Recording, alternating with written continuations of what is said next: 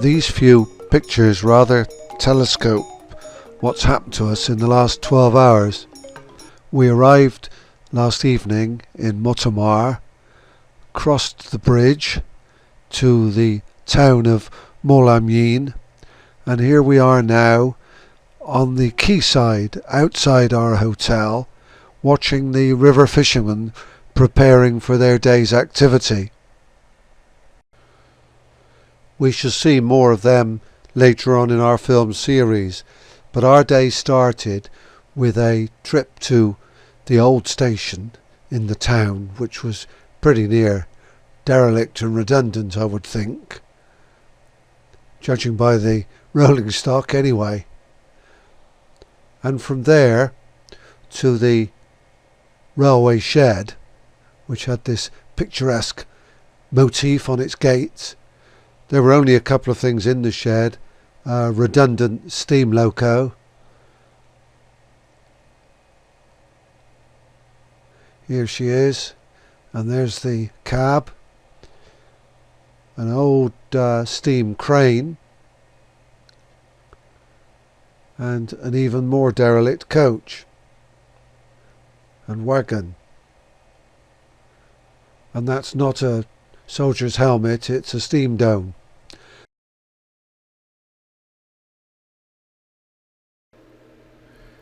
This trip takes us down the line from Molamyn to Thanbyuzayat, near the head of the infamous Burma Siam Railway, bridge on the River Kwai, etc., etc. The station from which we started our trip, which was Diesel Hold, was rather more impressive, but it was the trip that mattered.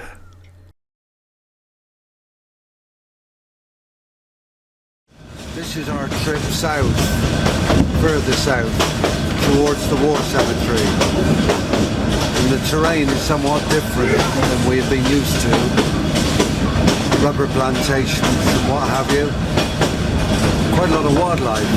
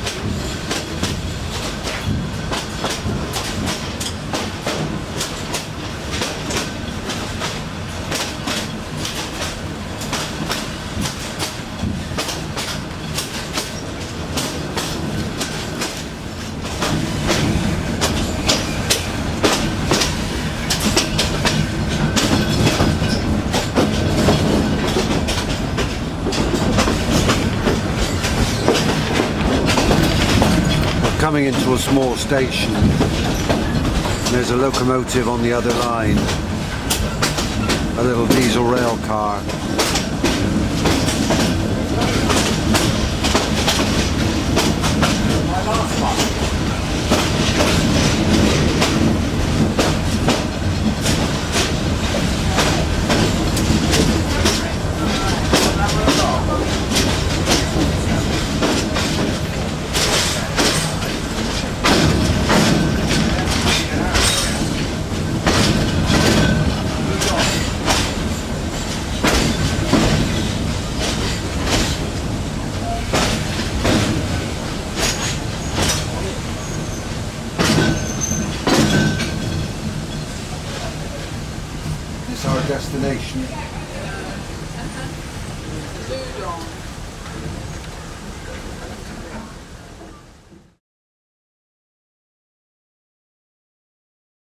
Moudon, about halfway for our journey. Water tower, double track.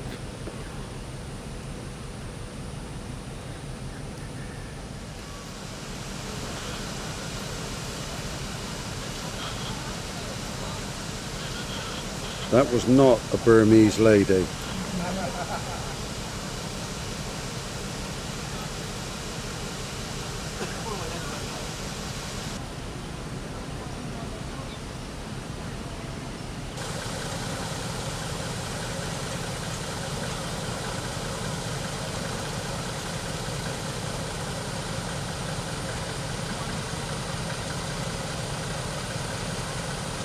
A rail car at the state of the track.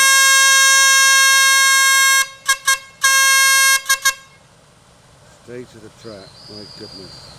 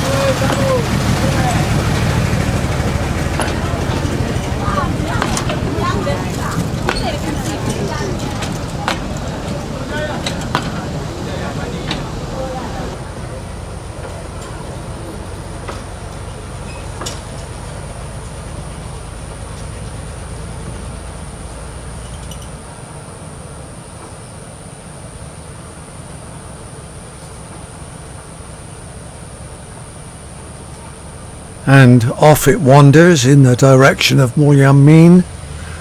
Wander being the operative word, I think.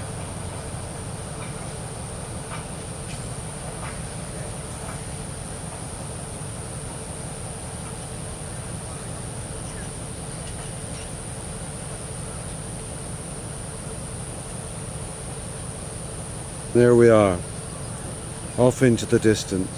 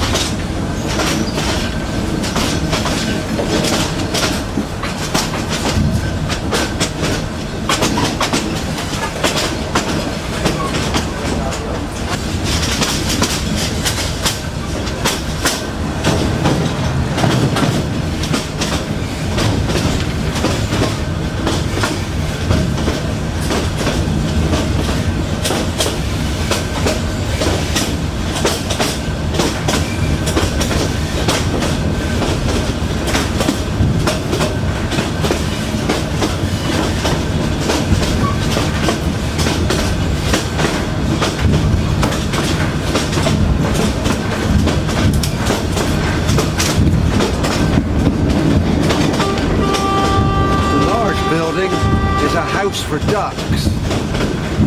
Ducks are taken in at night.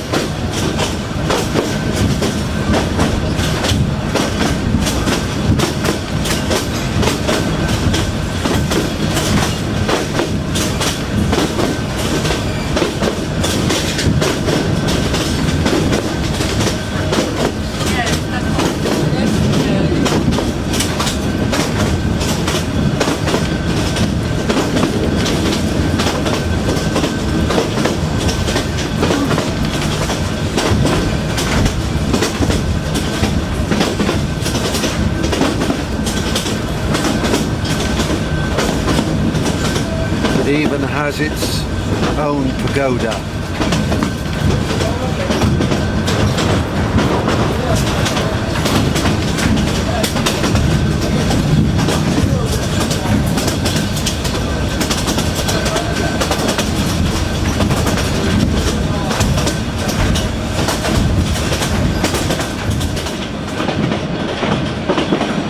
The scenery is pretty unchanging.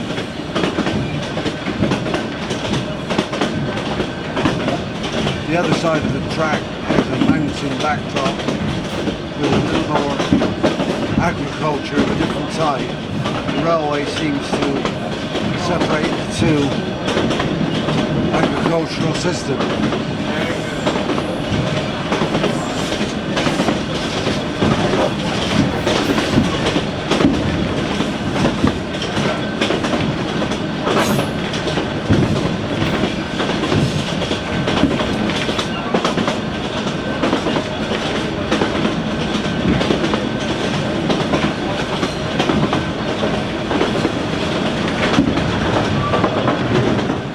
This is the view from the other side. Mountains in the background. Not much else is different. A few more trees perhaps. We're going south towards the Thailand border. We shan't reach the border, we should reach the Warr cemetery.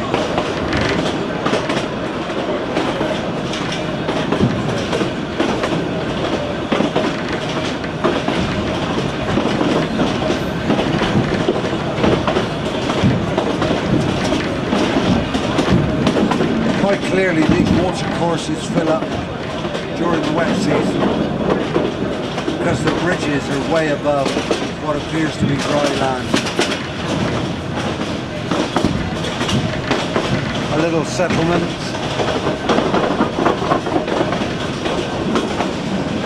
Gosh, that must be only just above water level.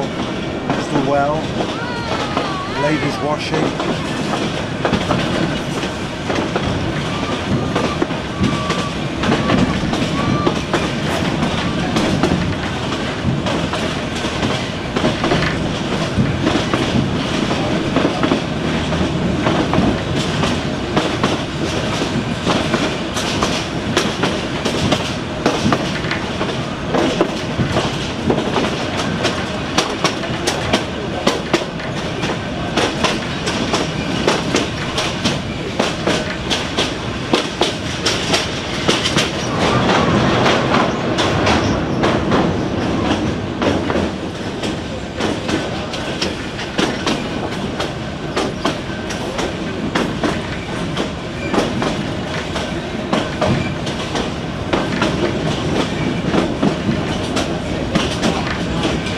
They must use these boats for negotiating the flooded fields, I would have thought, out of season.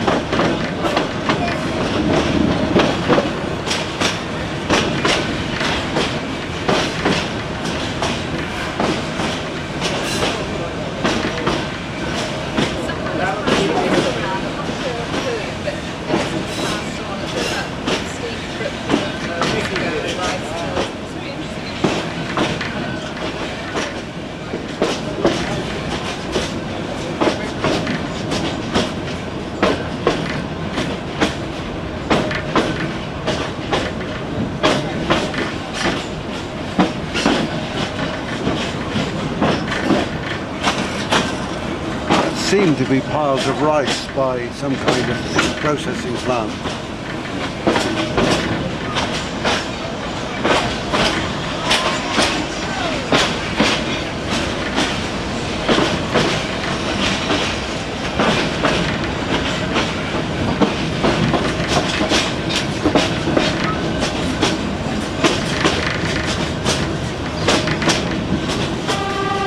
These are the rubber plantations again.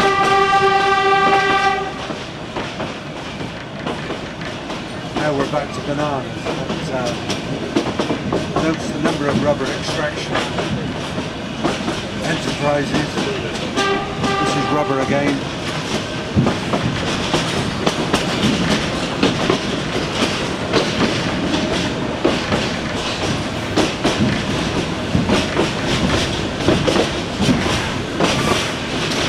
There's rubber again.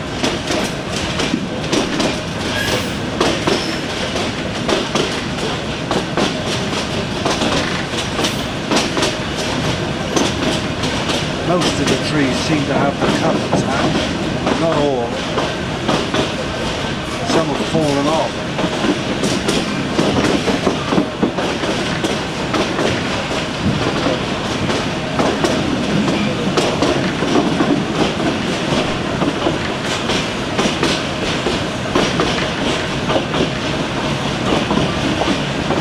Quite expensive, this one.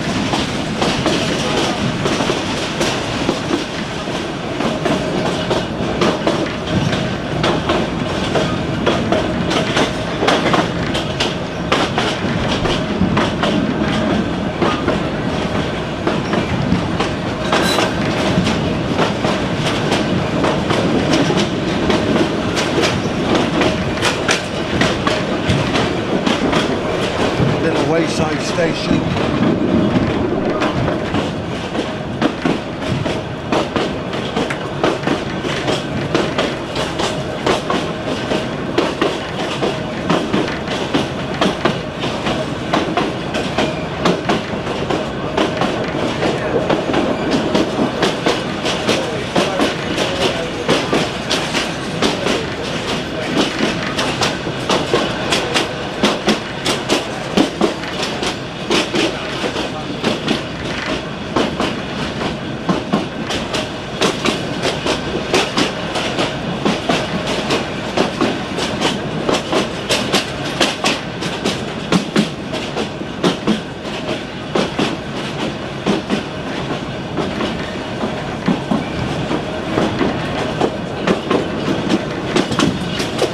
Lilies in the water are splendid.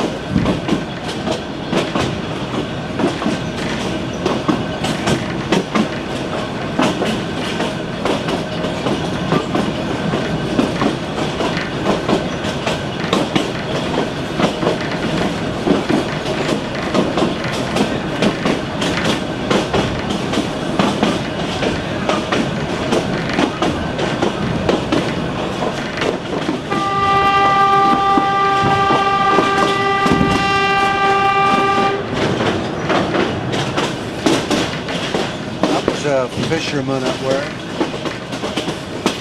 There must be small fish in these streams.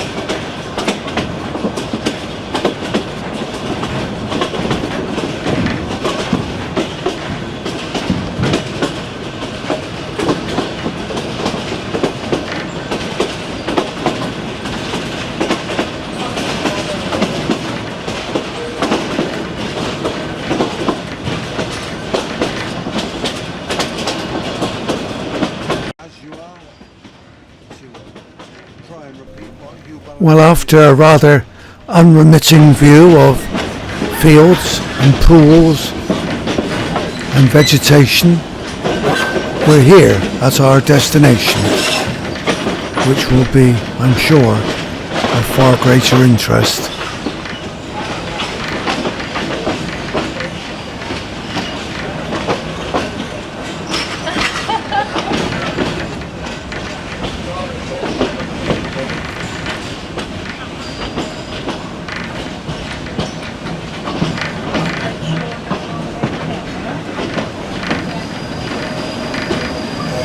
Thanbyuzayat, Thanbyuzayat.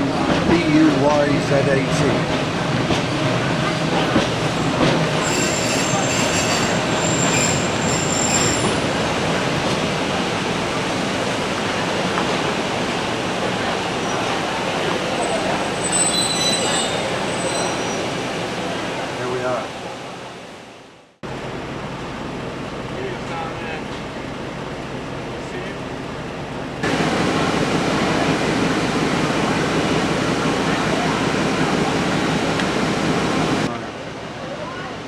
Stalls on the station.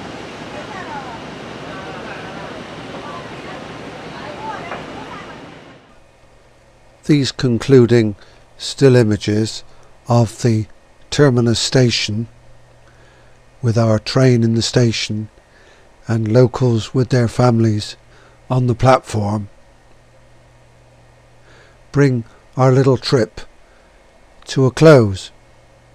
But of course we were then left with the task of facing the massive war cemetery, which was one of the main reasons for our visit. This cemetery houses the mortal remains of those who died at the hands of the Japanese during the Second World War. Very, very humbling. Sandra placed a flower at random, and these tablets, I selected these because all these chappies died on my 4th birthday, 24th of July 1943.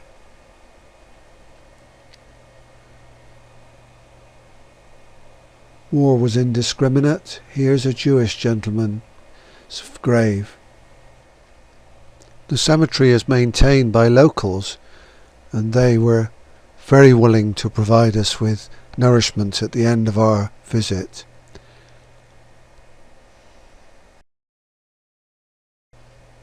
And finally, the northernmost point of the Burma-Siam Railway is marked by a memorial garden, rather unkempt, but there's a sign, and there is a Japanese logo, in fact, on a plinth as a permanent memorial, and in the foreground are poignant effigies of a Japanese soldier lording it over 3 or 4 struggling Allied prisoners of war.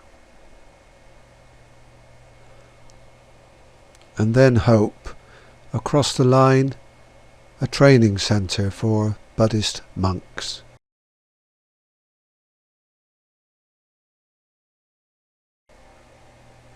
Change of scene now as we return back to base, had our lunch, and then Sandra and I walked back along the water frontage back towards our hotel in time to see the evening sunset.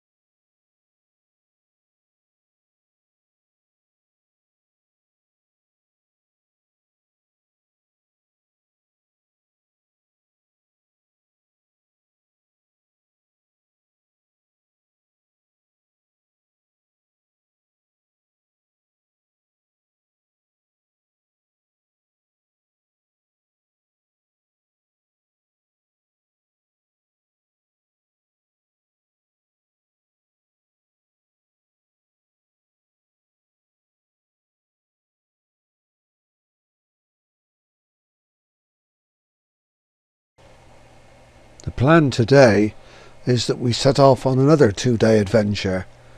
We leave the quayside here, go down to the ferry terminal, across to Motomar on the ferry, which of course was the only way of travel before the bridge was built, and then catch the train from the main station in Motomar as far as Kaito, and then by bus to Bago, where we shall stay the night.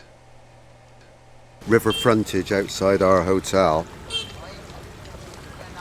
and the boats are setting out for a morning's fishing on the river, which is one of the 3 largest rivers in Burma. And it's a fair bet that some of these have slept on their boats overnight, because we saw them, particularly the younger people, running around on the boats as they were moored. So it's a fair bet there's a certain amount of sleeping goes on in the warm nights here. But there they are.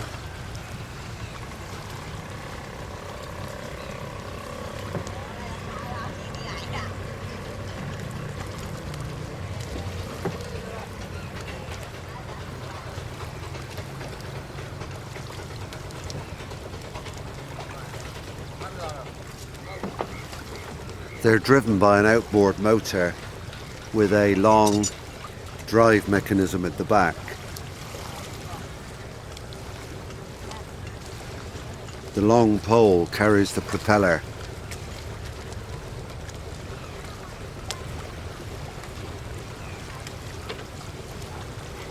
And there's another one in the next boat. There's the outboard motor.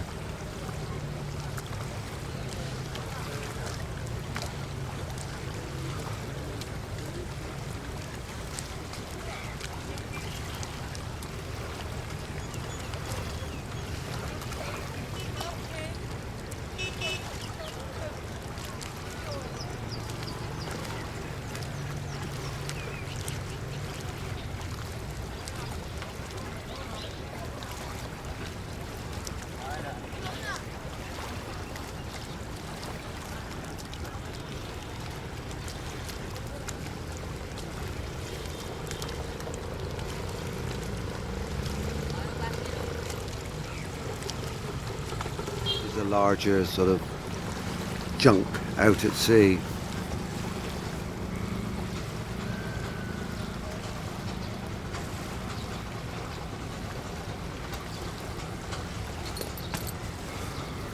And the major new road bridge in the background.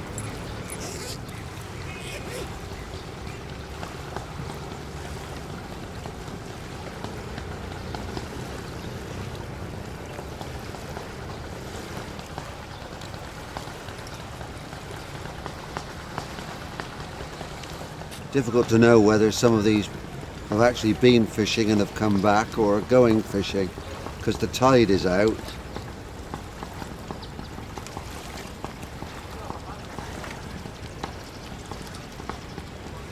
The noise in the background is the larger boat, slightly larger boat up the river, or actually down the river, nearer the mouth of the river.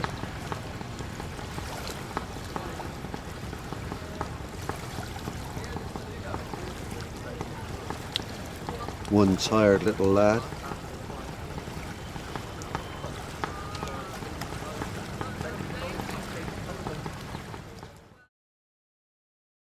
This is our hotel, which has got a splendid river or estuary frontage. It's a converted army barracks, we're told, but they're certainly well appointed, and whether they've been open more than a year or two, I don't know. The decoration state is good, and it's been a wonderful place to spend a couple of days. In the background, through the mist, is the brand new road and rail bridge that crosses the river, previously only crossed by a ferry. Later on, we're actually going back over by a chartered ferry, which fills me with some trepidation. What happens here weather-wise is that the sun comes out and burns away this fog, and the bridge emerges from the gloom.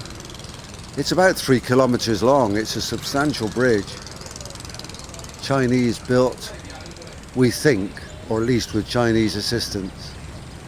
Yes, even as I talk I can see the fog lifting and more of the pontoons are becoming visible. That gentleman is a Buddhist monk. These folk walk around and beg food or are given food in the morning, and by lunchtime they're supposed to have achieved their quota. One interesting feature of these boats is that they have live fires in the centre, and there's a lady actually cooking in the centre of the boat with her young son.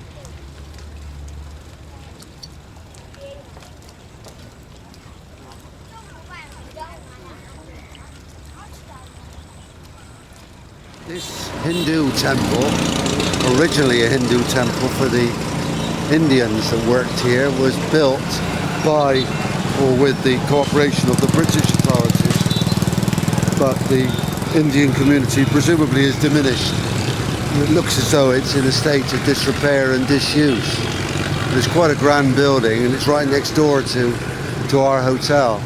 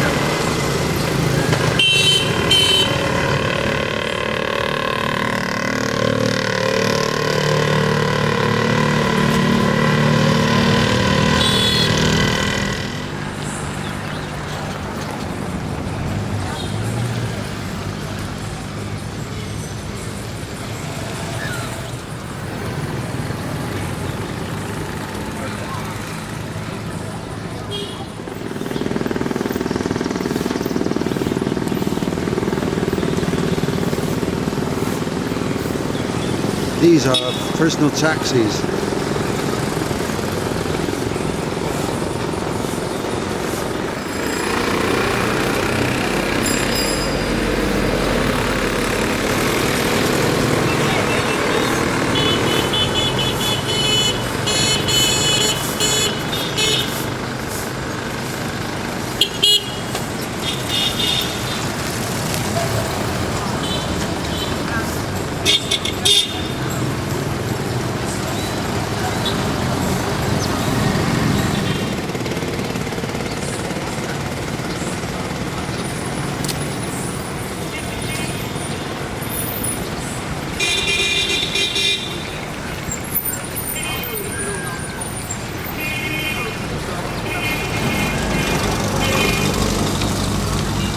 That's one way of travelling, and that's another.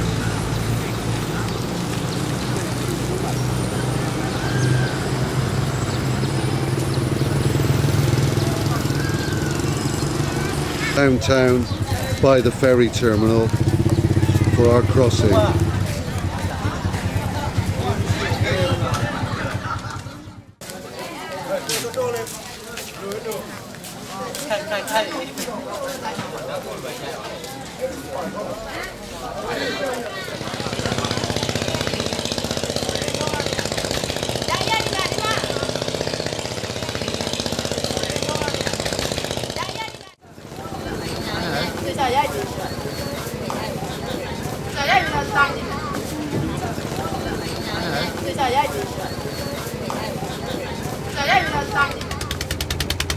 The first stage of our journey, we've left the landing stage and we're in an open boat crossing the river to the station on the other side.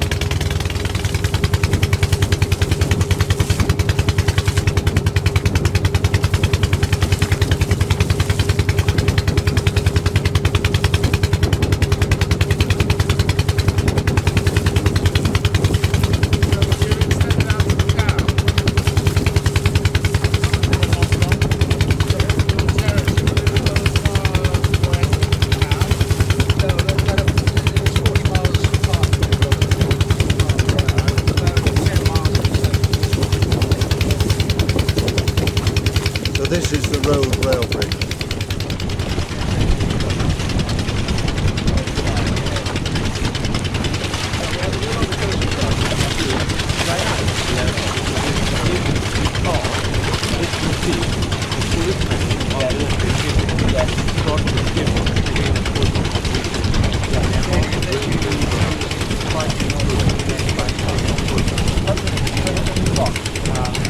Oh, the bridge. Oh, I see. That's right.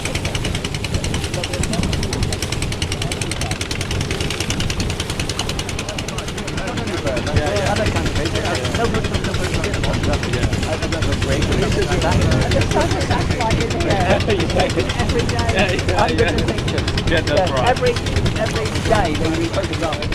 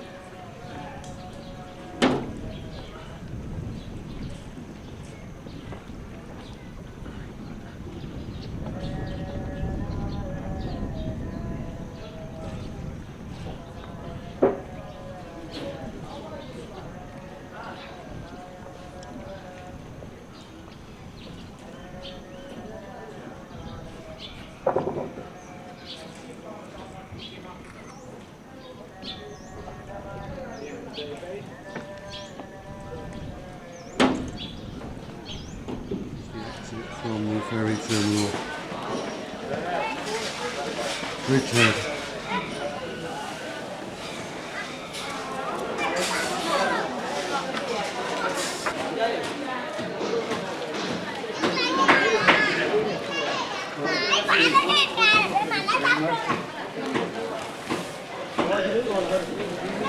Well, after that interesting crossing, which was commonplace until very recently, we are now at the station in Motomar. As can be seen from this picture, our engine will be running 10 to 1st, which is unfortunate from a photography standpoint, but doesn't affect the engine's efficiency, of course. So be it.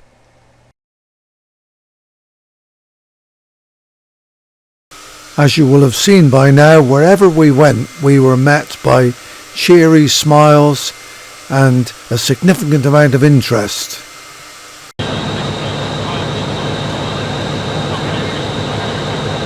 This is not our train. It's now 10 to 10 and this train should have left at 6 o'clock this morning.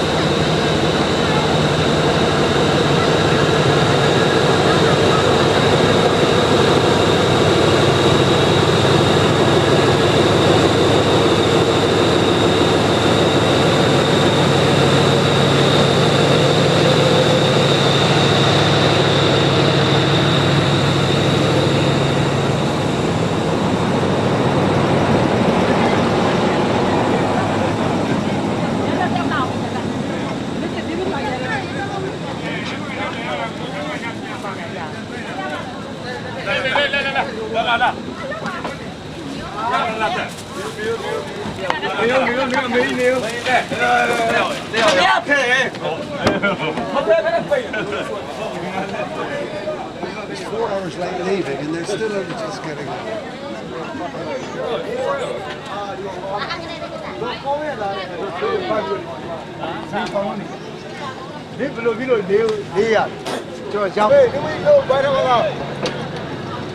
See you again.